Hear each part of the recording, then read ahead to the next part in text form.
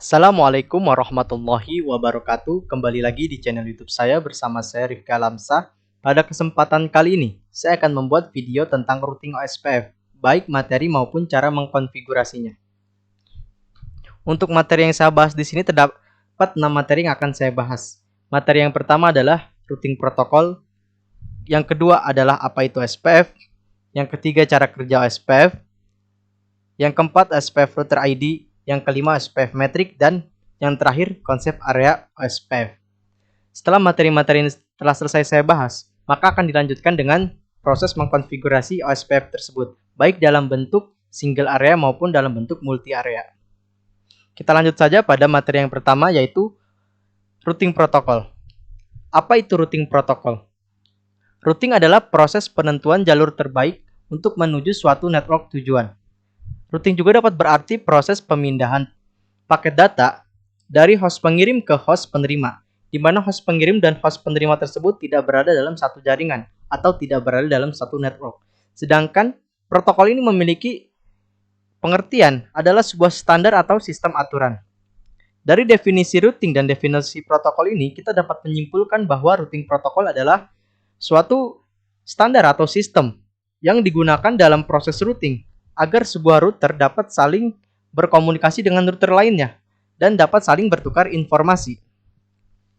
Routing protokol ini dibagi menjadi dua jenis. Yang pertama ada interior routing protocol atau IGP, dan yang kedua ada exterior routing protocol atau EGP. Interior routing protocol ini digunakan pada router-router yang berada pada satu autonomous system. Autonomous system ini merupakan sekumpulan router yang berada di bawah satu kendali administrator. Sebagai contoh, apabila kita ingin menerapkan routing pada jaringan internal sebuah perusahaan atau menerapkan routing pada jaringan internasional sebuah sekolah, maka kita bisa menggunakan protokol routing ini. Protokol routing kategori IGP ini antara lain ada RIP atau Routing Information Protocol, ada IGRP, ada OSPF, dan ada ISIS. Kemudian jenis routing protokol yang kedua adalah exterior routing protocol. Protokol routing ini digunakan untuk melakukan routing antar router yang berada pada autonomous system yang berbeda. Atau dapat berarti juga EGP ini merupakan suatu protokol routing yang digunakan untuk menghubungkan jaringan-jaringan yang berasal dari autonomous system yang berbeda. Sebagai contoh, apabila kita ingin melakukan routing antar ISP atau kita ingin melakukan routing ISP dengan enterprise network, maka kita bisa menggunakan protokol routing EGP ini. Dan satu-satunya protokol routing yang dapat kita gunakan adalah BGP atau Border Gateway Protocol. Setiap protokol routing ini memiliki beberapa versi. Versi-versi ini erat kaitannya dengan pengalamatan yang digunakan pada jaringan yang kita buat. Selanjutnya adalah interior routing protokol ini atau IGP memiliki dua jenis lagi. Yang pertama routing statik dan yang kedua adalah routing dinamik. Routing statik adalah teknik routing di mana entry route pada tabel routing akan disusun secara manual oleh seorang administrator jaringan. Dengan kata lain, Anda sebagai administrator jaringan yang harus memilihkan jalur terbaik atau best path bagi router untuk menuju network tujuan.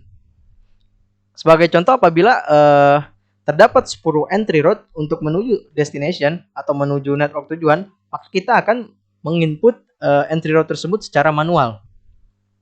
Sedangkan untuk jenis yang kedua yaitu routing dinamik adalah proses penentuan entry route tersebut akan dilakukan secara otomatis oleh router-router pada jaringan tersebut. Seorang administrator jaringan hanya cukup untuk melakukan konfigurasi alamat IP pada setiap interface, kemudian dilanjutkan dengan mengaktifkan protokol routing pada setiap router.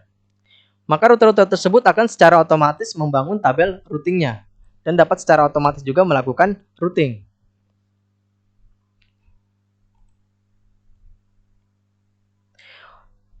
Sebagai contoh juga pada routing statik ini, kita memiliki dua buah jaringan, dua buah network. Yang pertama ada 100.0 dan yang kedua ada 200.0. Pada routing statik, apabila kita ingin PC atau klien pada jaringan ini dapat berkomunikasi dengan PC atau klien yang pada jaringan ini, maka kita dapat melakukan konfigurasi routing ini secara statik. Kita dapat menginputkan entry route tersebut secara manual melalui router. Sedangkan untuk routing dinamik, kita hanya cukup untuk melakukan konfigurasi IP address pada setiap interface router ini. Pada setiap interface di jaringan ini. Kemudian kita akan mengaktifkan protokol routing ini pada router. Dan akan secara otomatis router-router ini akan membangun tabel routingnya sendiri. Dan materi yang kedua, apa itu OSPF? OSPF memiliki kepanjangan Open Shortest Path First, atau dalam bahasa Indonesia bisa disebut buka jalur terpendek pertama. Adalah sebuah routing dinamik atau dynamic routing yang mampu menjaga, mampu mengatur, dan mampu mendistribusikan informasi routing antar network mengikuti setiap perubahan jaringan secara dinamis. Pada routing dinamik, OSPF ini termasuk salah satu protokol routing link state, yang artinya router-router ini memiliki informasi mengenai topologi jaringan yang ada. Kemudian OSPF ini juga sering digunakan pada jaringan skala besar. Hal ini dikarenakan keunggulan OSPF ini memungkinkan untuk mencapai kondisi konvergen. Kondisi konvergen ini adalah kondisi di mana router-router ini telah memiliki tabel routing yang akurat dan up to date, sehingga semua network pada jaringan OSPF ini dapat terhubung dan dapat saling berkomunikasi. Untuk sejarahnya sendiri, OSPF ini dimulai pada tahun 1970, yaitu pengembangan algoritma OSPF oleh Dijkstra, dan yang terakhir adalah pada tahun 2008 munculnya OSPF versi 3 yang mendukung penerapan OSPF dalam jaringan IP versi 6.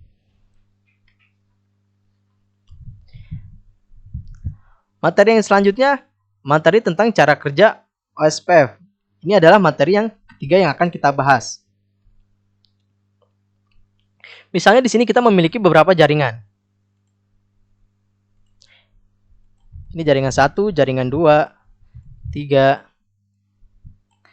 4, 5. Di sini kita memiliki 5 buah jaringan.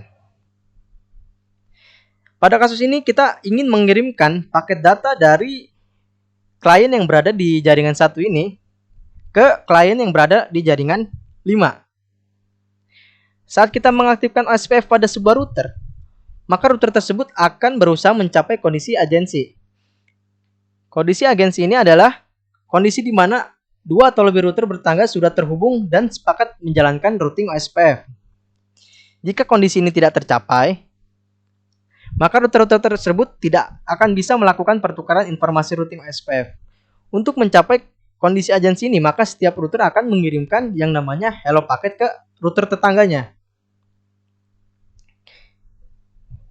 Yang pertama, router-router tidak saling kenal ini akan saling memberitahu keberadaan mereka masing-masing. Mereka akan memberitahu keberadaan masing-masing pada router lain dengan mengirimkan hello packet. Jadi memberitahukan keberadaan dirinya ini dengan router lain dengan mengirimkan yang namanya hello packet. Hello packet ini dikirimkan ke router tetangganya. Apa sih itu router tetangga? Yaitu router-router yang directly connect dengan dia, atau router-router yang terhubung langsung dengan dia. Jadi misalkan di sini adalah router 1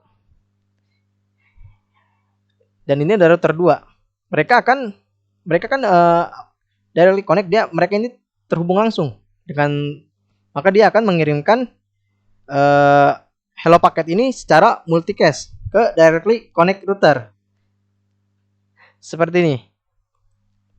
Ini router 2 ini memiliki directly connect dengan router 1 dan router 3. Begitu pula dengan router-router lainnya, mereka memiliki directly connect dengan router-router lain.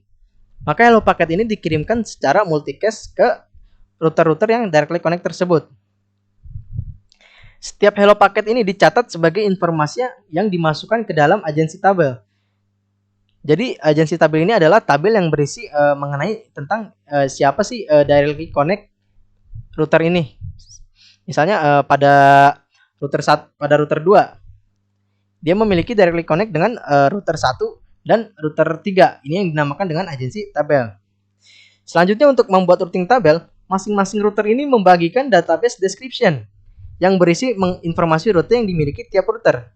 Ketika tadi kita sudah memiliki agensi tabel yang mencatat siapa sih tetangga router kita ini, maka database description ini merupakan sebuah tabel yang menyimpan informasi mengenai router-rutenya. Jadi router 2 ini memiliki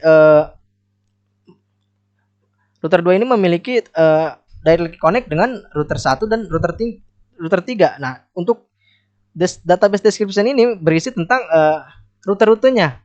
Jadi untuk menuju router ini melalui apa gitu? Melalui rute mana?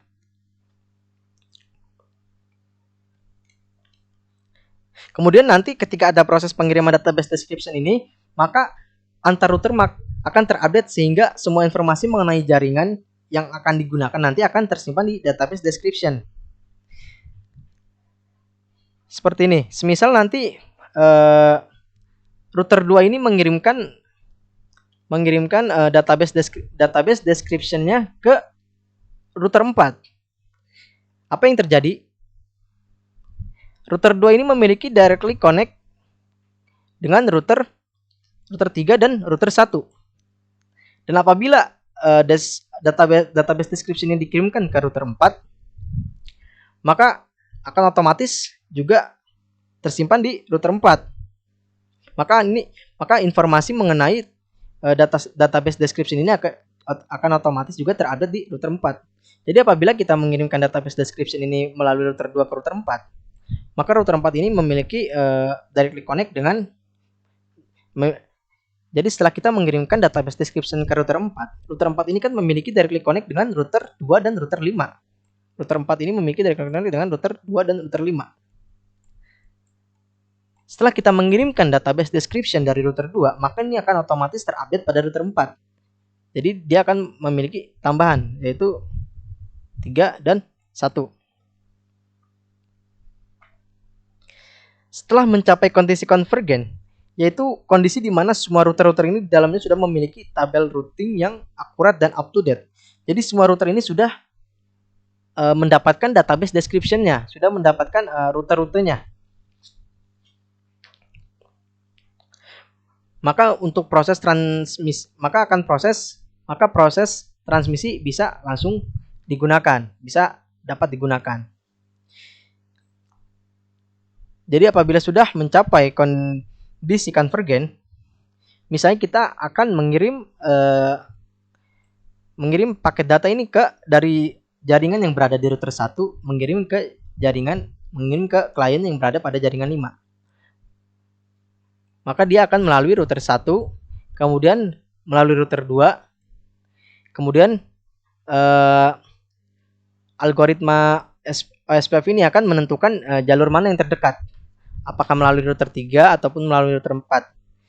Kita asumsikan bahwa jalur yang terdekat adalah melalui router 4, maka akan lanjut ke router 4, kemudian akan lanjut ke router 5 dan sampai ke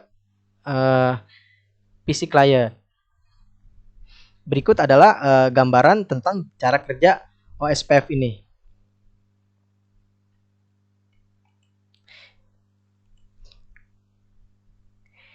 Kemudian untuk selanjutnya adalah OSPF router ID.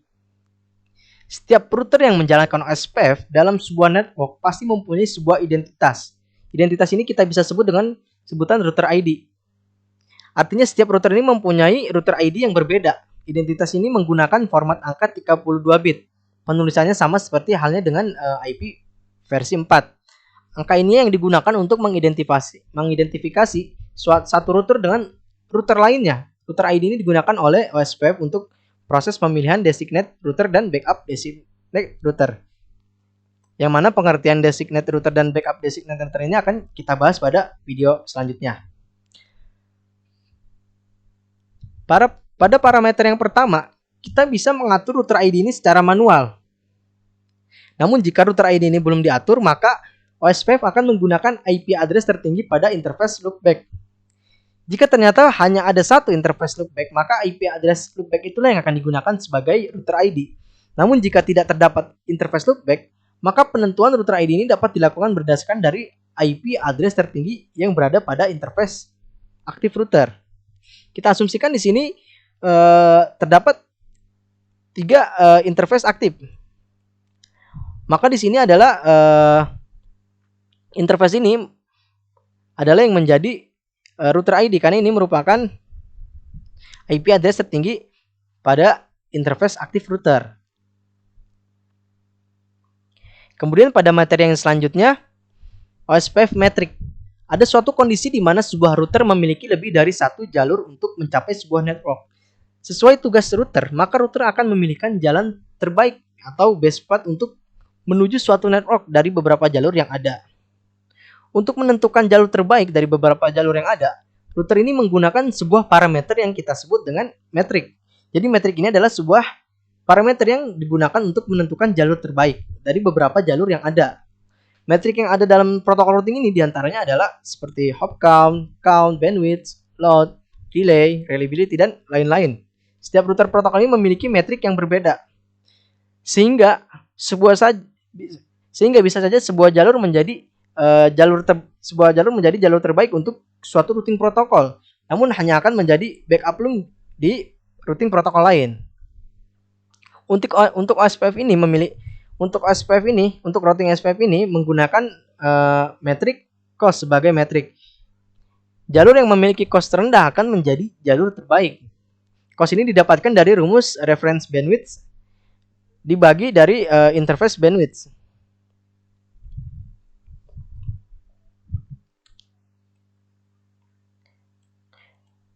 Yang selanjutnya adalah konsep area OSPF. OSPF ini bekerja menggunakan konsep area. Artinya jika kita mempunyai router yang terlalu banyak dalam sebuah jaringan, maka kita bisa saja memecahnya ke dalam beberapa area. Tujuan digunakannya konsep area pada OSPF ini adalah untuk mengurangi besarnya penyebaran flooding setiap router jadi setiap router ini hanya akan mengirimkan LSA-nya ke router yang berada di areanya masing-masing. Seperti pada contoh topologi jaringan ini.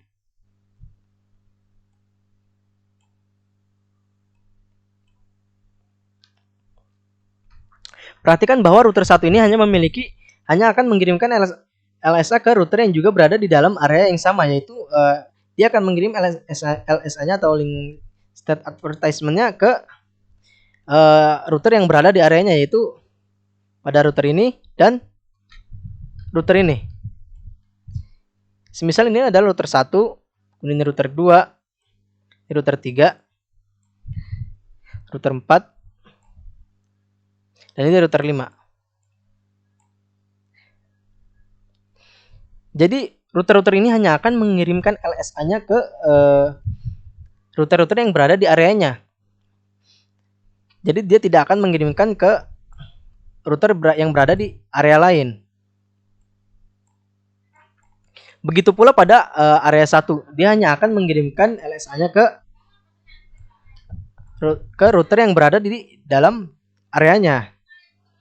Hal ini akan mengurangi resource yang dibutuhkan oleh router karena router tidak perlu mengirimkan LSA-nya ke seluruh area.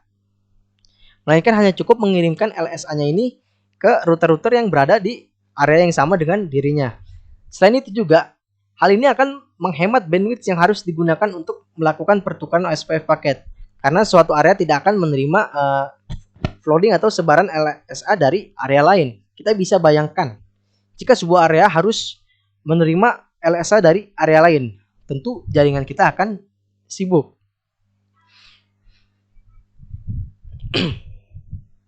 Dalam penerapan OSPF ini, area dapat dibagi menjadi dua, yaitu area yang pertama adalah backbone area. Ini memiliki router ID 0.0.0.0. Pada backbone area, ini merupakan area yang dapat melakukan forward paket data secepat-cepatnya. Area ini wajib ada jika ternyata hanya ada satu area atau single area dalam suatu jaringan. Jadi apabila kita menerapkan OSPF single area, maka area tersebut adalah area backbone atau backbone area. Backbone area ini wajib ada karena berfungsi menghubungkan area-area lain. Misalnya kita membuat OSPF multi area, maka backbone area ini wajib ada karena area ini sebagai transit bagi area lain. Dan untuk end user atau host tidak boleh ditempatkan pada backbone area. Kemudian yang kedua adalah single area atau regular area. Area ini adalah area selain backbone dan berfungsi untuk menghubungkan end user. Jika dalam suatu jaringan ada dua regular area, maka kedua area tersebut harus melewati area backbone sebagai area area transit untuk berkomunikasi. Regular area ini juga dibagi menjadi beberapa jenis area. Area-area ini bisa kita sebut dengan yang namanya special area. Adapun OSPF special area ini tersebut adalah sebagai berikut ini. Ada standar area, kemudian stub area, sampai yang terakhir ada totalis stub NSSA. Untuk special area ini akan kita bahas pada video-video selanjutnya. Demikian materi OSPF yang saya bahas. Untuk yang selanjutnya adalah proses mengkonfigurasi OSPF ini baik dalam bentuk single area maupun dalam bentuk multi area. Di sini kita akan mengkonfigurasinya ini melalui sebuah aplikasi simulator ya. Ini Cisco Packet Tracer.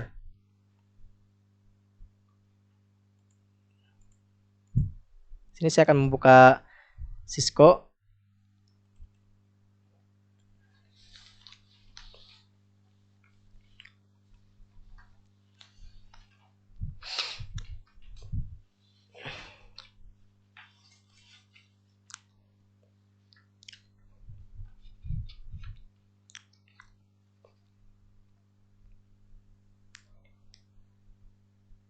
Kita akan membuat OSPF ini dalam bentuk single area. Area yang digunakan di sini adalah area backbone. Langkah yang pertama adalah kita akan membuat topologi jaringannya terlebih dahulu. Di sini saya akan menggunakan 3 buah router, 3 buah switch, dan beberapa PC client. Sebagai berikut.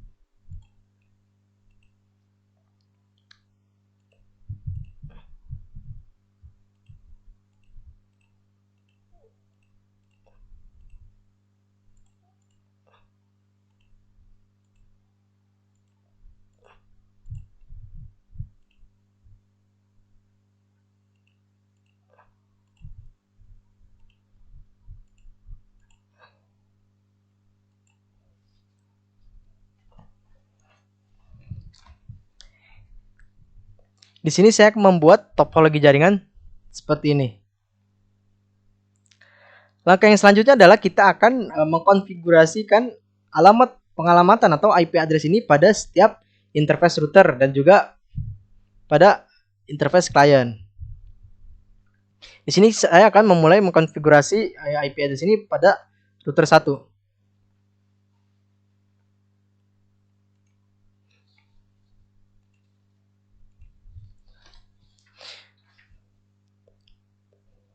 Untuk perintah konfigurasinya dapat dilihat pada di bagian ini ya. Bisa melihat cara mengkonfigurasinya di bagian ini. Lalu kita mengetikkan perintah enable,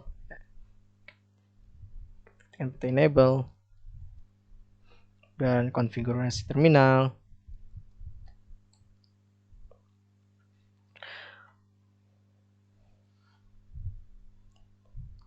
Di sini saya akan melakukan pengelamatan seperti ini.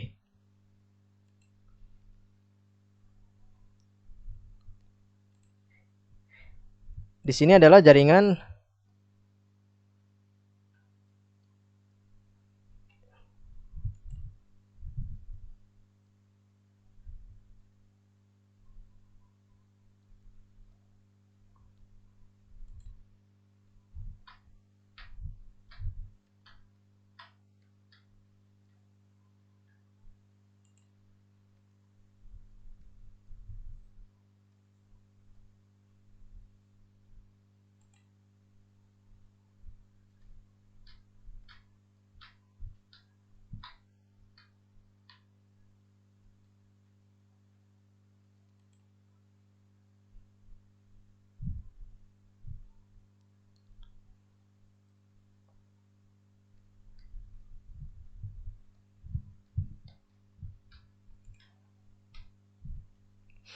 Selanjutnya saya akan mulai melakukan konfigurasi IP address pada setiap interface. Dimulai dari interface router 1. Dimulai dari router 1 ini.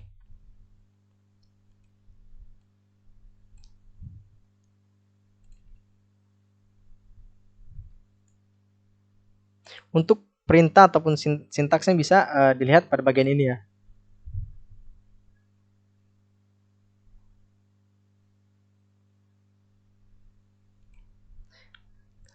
Interface gigabit 0/0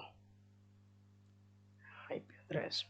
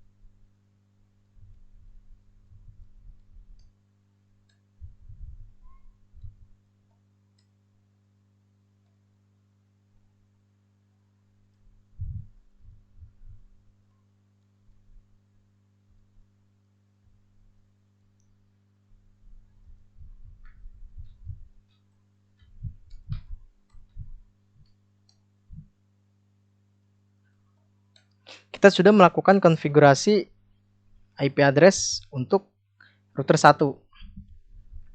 Kemudian selanjutnya adalah router 2.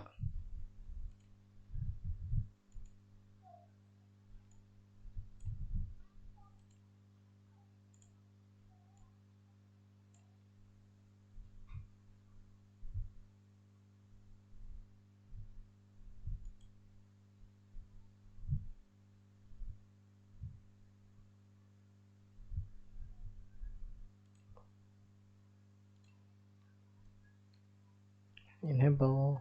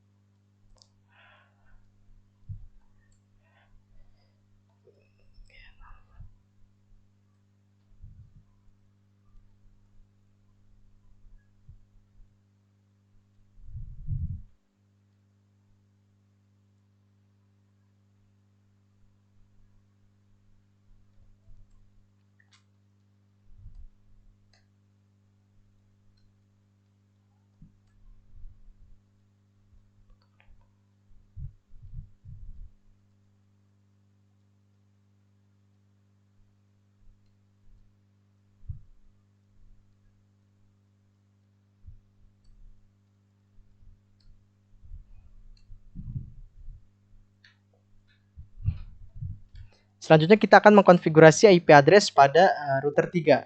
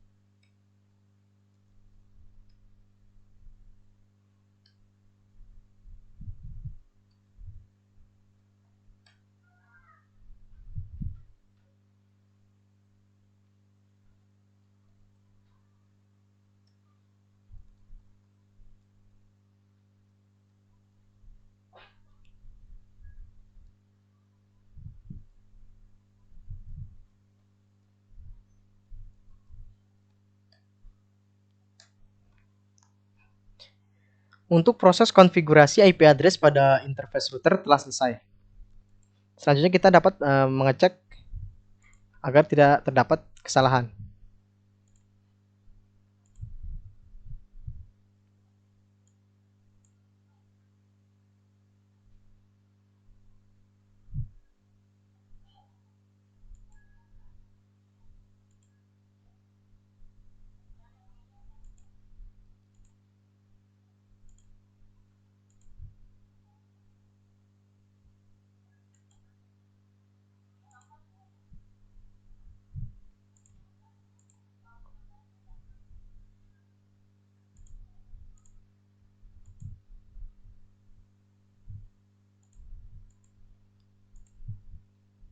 Selanjutnya kita akan mengkonfigurasi IP address pada setiap PC client.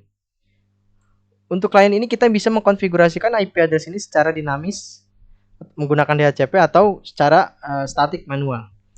Pada contoh kali ini saya akan mengkonfigurasi PC client ini secara dinamis. Mohon maaf, secara statik atau secara manual. Sudah desktop, kemudian IP address.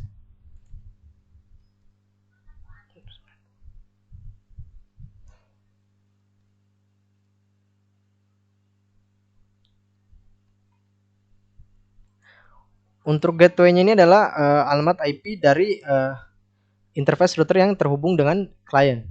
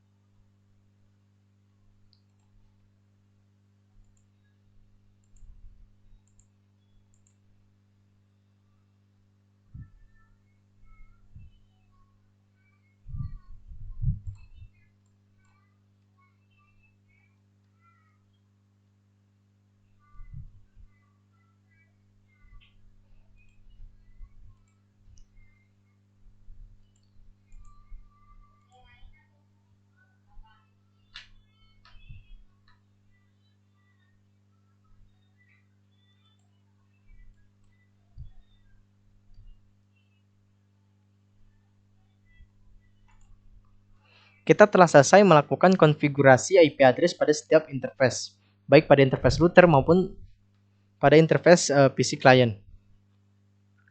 Selanjutnya kita akan melakukan tes apakah klien pada jaringan tersebut sudah saling terhubung.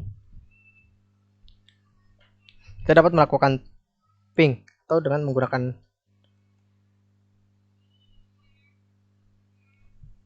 ini.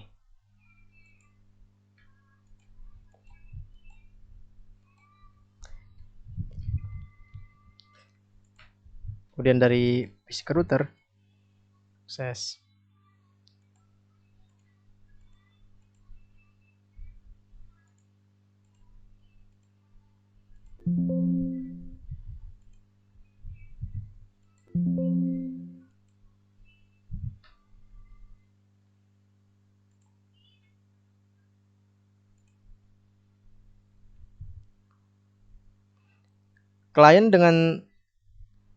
Untuk klien pada satu jaringan ini telah berhasil saling terhubung.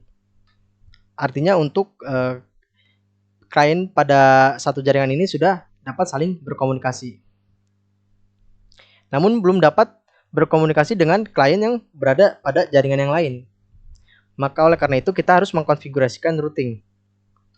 Routing sesuai definisinya adalah menentukan jalur terbaik untuk menuju network tujuan, atau berarti routing ini adalah proses pemindahan atau mengirimkan paket data dari host pengirim ke host penerima, di mana host pengirim ini dan host penerima tidak berada dalam satu jaringan yang sama. Misalkan kita ingin mengirimkan paket data dari jaringan 3.33.0 ke jaringan 11.0, maka kita harus menerapkan routing ini agar dapat saling berkirim data atau dapat saling berkomunikasi. Langkah yang selanjutnya adalah kita akan mengaktifkan routing OSPF ini. Langkah yang pertama adalah kita akan mengaktifkan routing OSPF ini pada setiap router.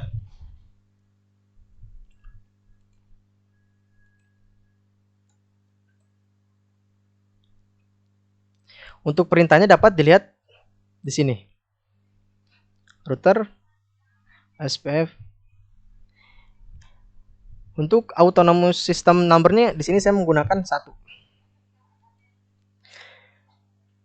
Setelah kita mengaktifkan OSPF ini pada router, selanjutnya adalah kita akan mengadvertise network, atau dalam bahasa Indonesia kita akan memperkenalkan directly connect network atau network yang terhubung secara langsung dengan router ke router tetangga. Misalnya di sini pada router 1 memiliki directly connect network dengan network 33.0, 11.0 dan 11.0. Maka kita akan mengadvertise network tersebut atau memperkenalkan network tersebut dengan perintah sebagai berikut.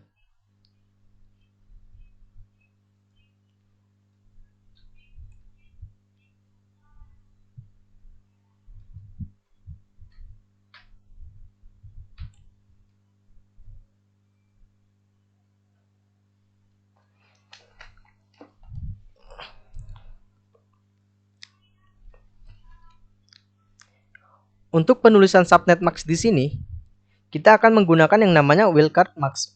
Wildcard mask ini adalah merupakan sebuah reverse atau kebalikan dari subnet mask. Wildcard mask ini juga bisa didapatkan. Cara mendapatkan wildcard mask ini adalah dengan pengurangan 255, 255, 255, 255 dengan subnet mask pada network tersebut. Di sini untuk wildcard mask-nya adalah letak pada area 0. Pada konfigurasi OSPF single area ini kita hanya menggunakan satu area, yaitu backbone area.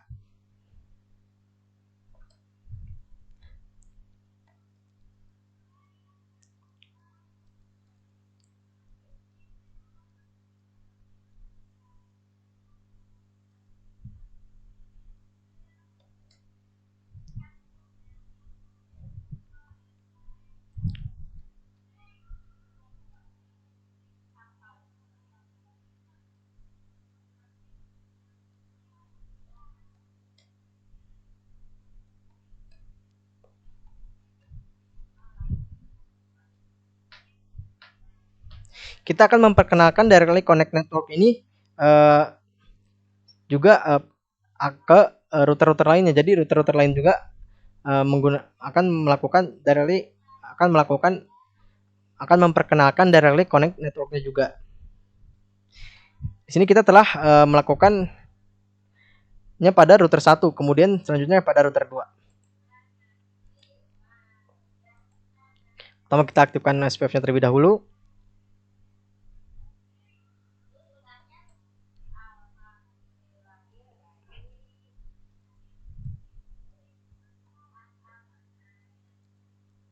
Untuk network yang terhubung langsung dengan router, di sini terdapat 3 buah network, yaitu 11.0, 22.0, dan kemudian adalah 22.0 juga yang menuju ke klien.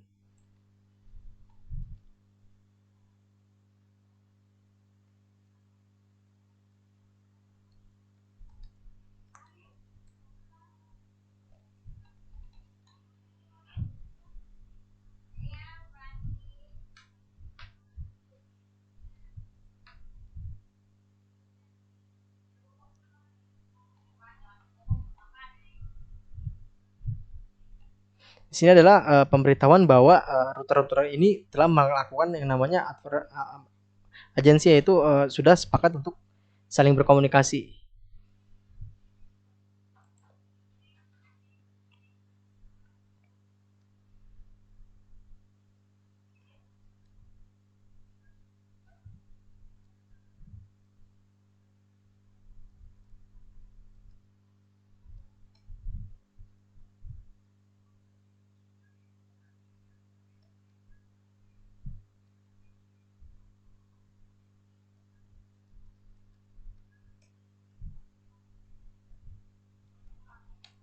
Selanjutnya adalah pada router 3.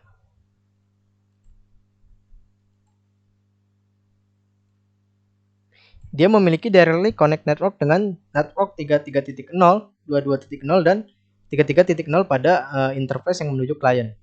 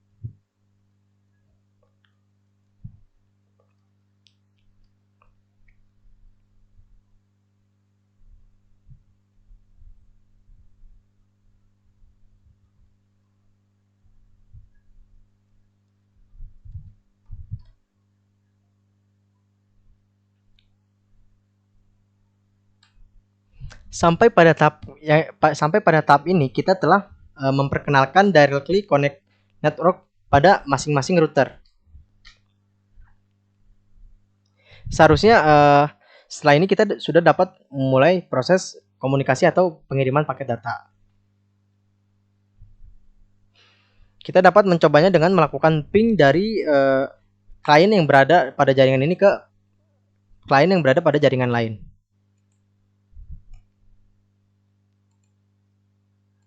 Di sini misalnya saya akan mengirimkan ke jaringan ini ke jaringan sebelah sini.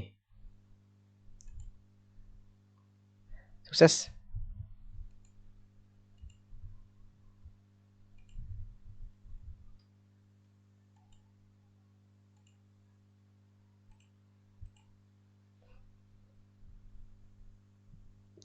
Kita dapat melakukan ping.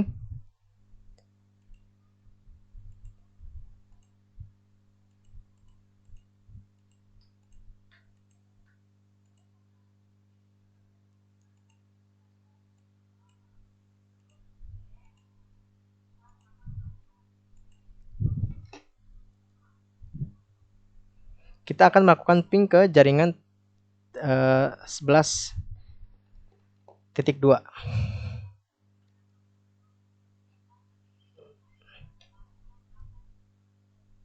Reply artinya kita sudah dapat berkomunikasi dan routing OSPF single area ini sudah sukses dikonfigurasikan. Kita juga dapat melihat routing tabel. Seharusnya tiap router sudah mengetahui remote networknya masing-masing. Remote network itu apa? Remote network itu adalah network yang tidak terhubung secara langsung. Jadi misalnya seperti ini. Sini ketikkan perintah show IP route.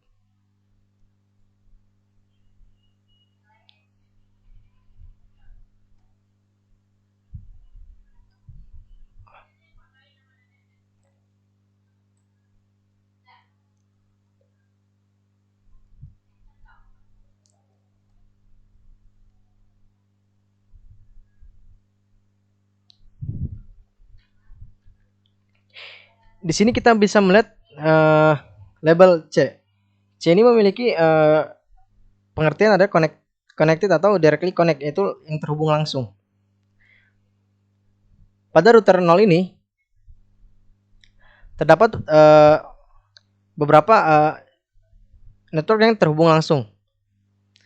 Seperti 11.11.11.0 ini terhubung langsung, atau ada juga 33.0. Dan untuk label O di sini memiliki artinya ini adalah remote network, itu routing tabel yang berasal dari entry route yang berasal dari network yang tidak terhubung secara langsung. Di sini kita dapat lihat 22.0. 22.0 ini adalah network yang tidak terhubung langsung dengan router 1. Dan ada juga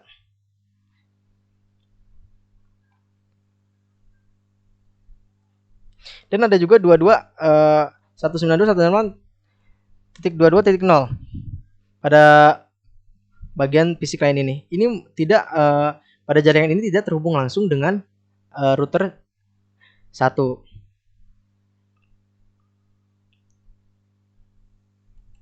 Demikianlah proses dari konfigurasi OSPF ini dalam bentuk single area.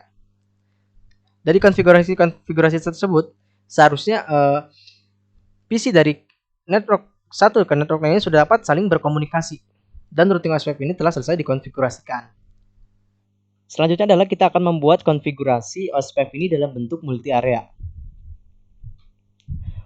Pada single area, kita hanya menggunakan satu buah area yang dinamakan area backbone. Sedangkan pada konfigurasi multi area ini kita tidak hanya menggunakan satu buah area, melainkan beberapa area. Untuk proses konfigurasinya tidak jauh berbeda dengan proses konfigurasi dari OSPF single area ini. Namun yang membedakan hanyalah pada saat kita menggunakan parameter area. Berikut adalah cara kita untuk mengkonfigurasi multi area.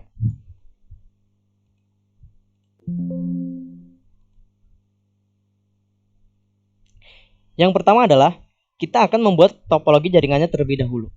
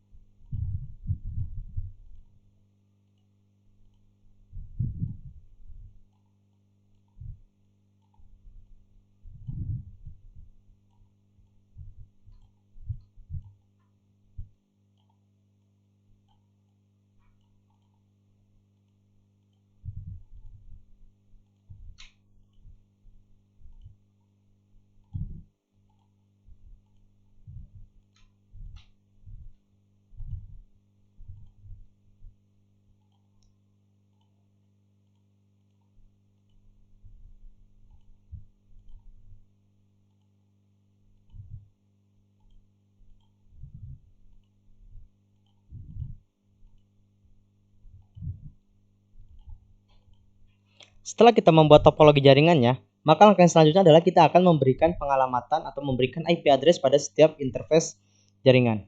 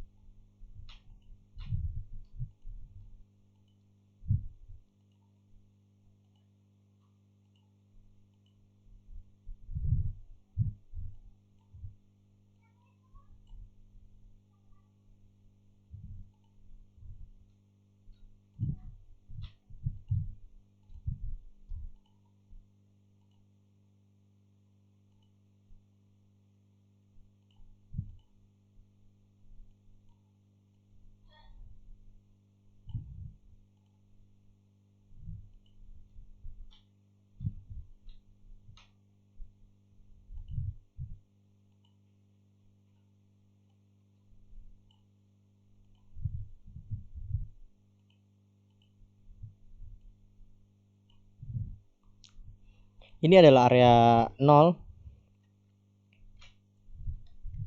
kemudian ini ada area 1, dan ini adalah area 2.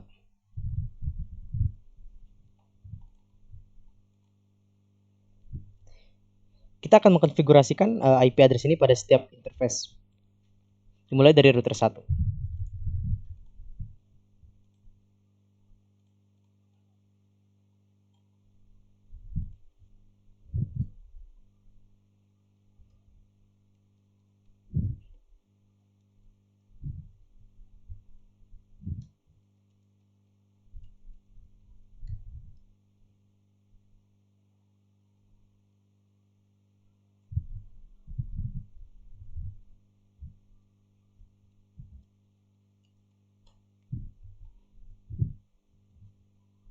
Kemudian selanjutnya pada router kedua,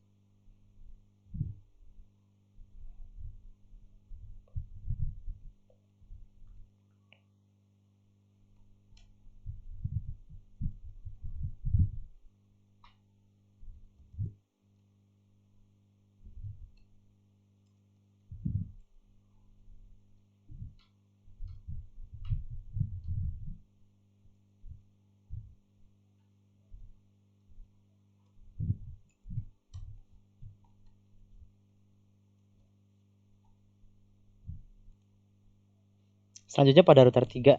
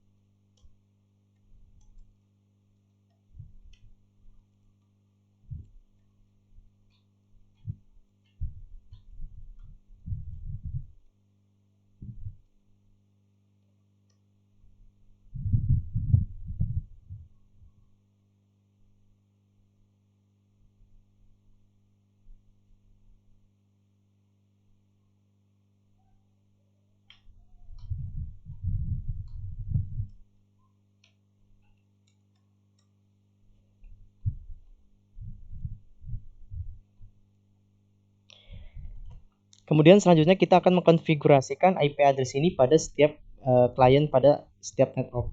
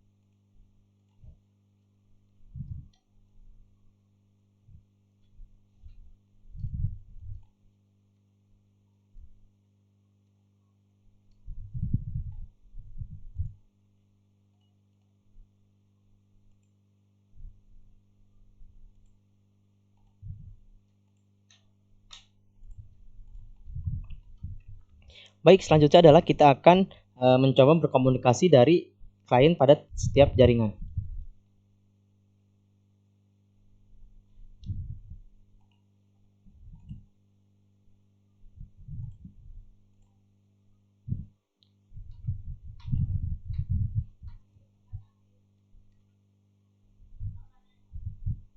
Reply artinya tiap klien pada setiap jaringan sudah dapat saling berkomunikasi.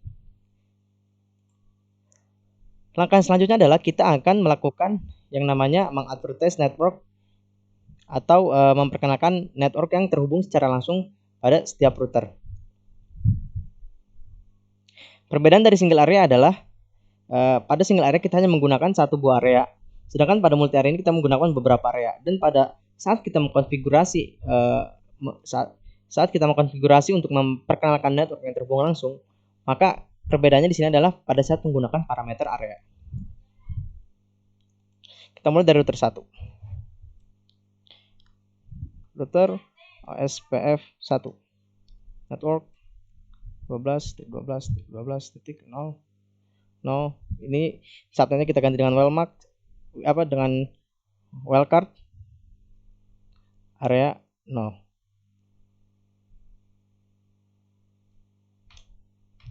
Exit. Kemudian selanjutnya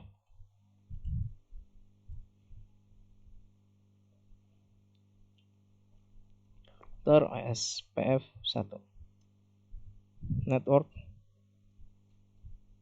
12.12.12.0.000.255. Area 0. Kemudian network 23.23.23.0.000.255 area 1. Network 24.24.24.24.0 area 2.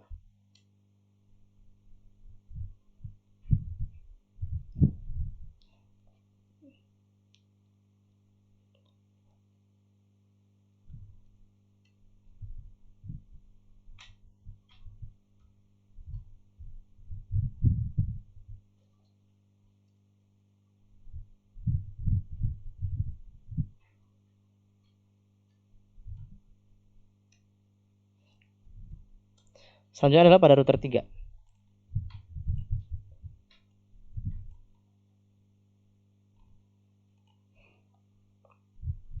Router OSPF 1.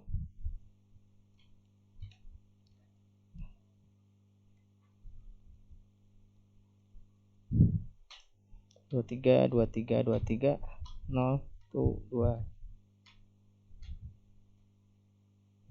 area 1. Network 192.168.23.0.000.255 area 1.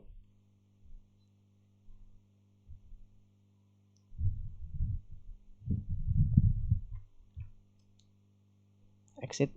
Selanjutnya pada router 4.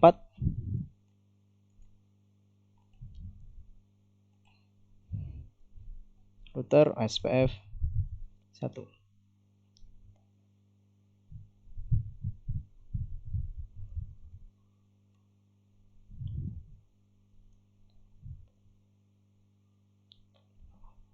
Router OSPF 1.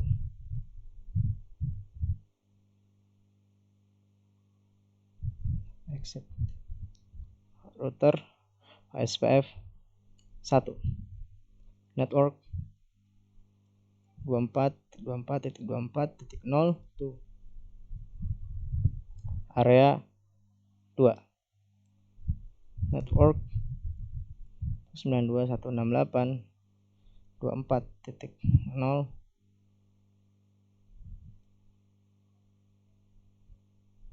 0.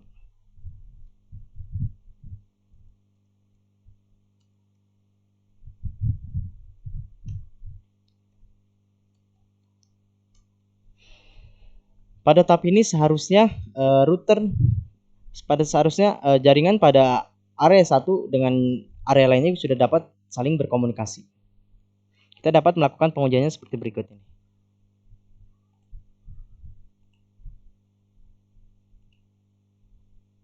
Kita akan melakukan ping ke area lain. Ping 192.168.24.2.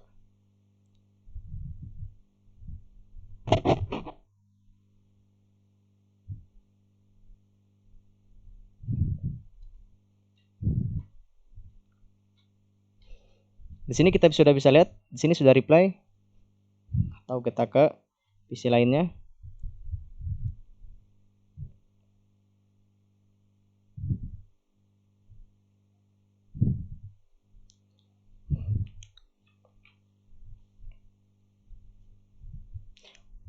Begitupun kita juga bisa melakukan ping ini sebaliknya dari area lain.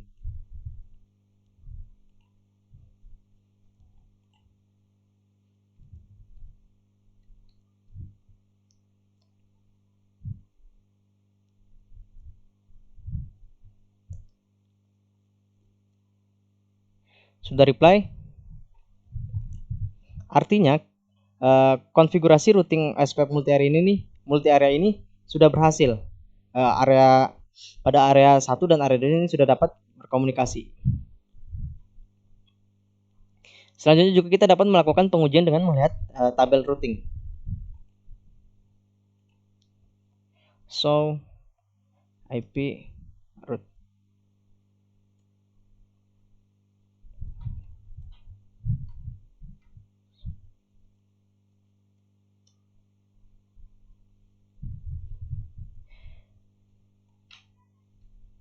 Di sini kita dapat melihat terdapat label IA yang artinya inter area.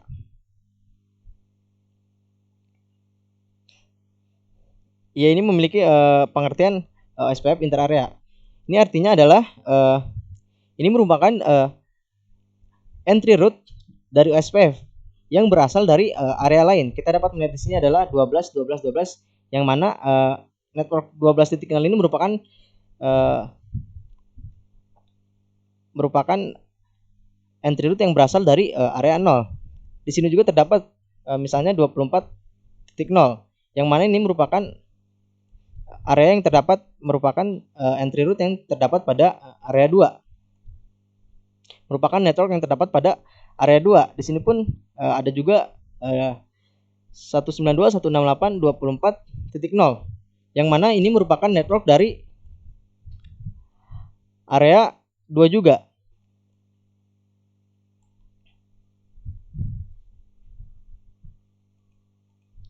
Dari hasil pengujian tersebut, maka dapat kita simpulkan bahwa konfigurasi routing multi area ini sudah berhasil dan router-router dari berbagai area ini sudah dapat saling berkomunikasi.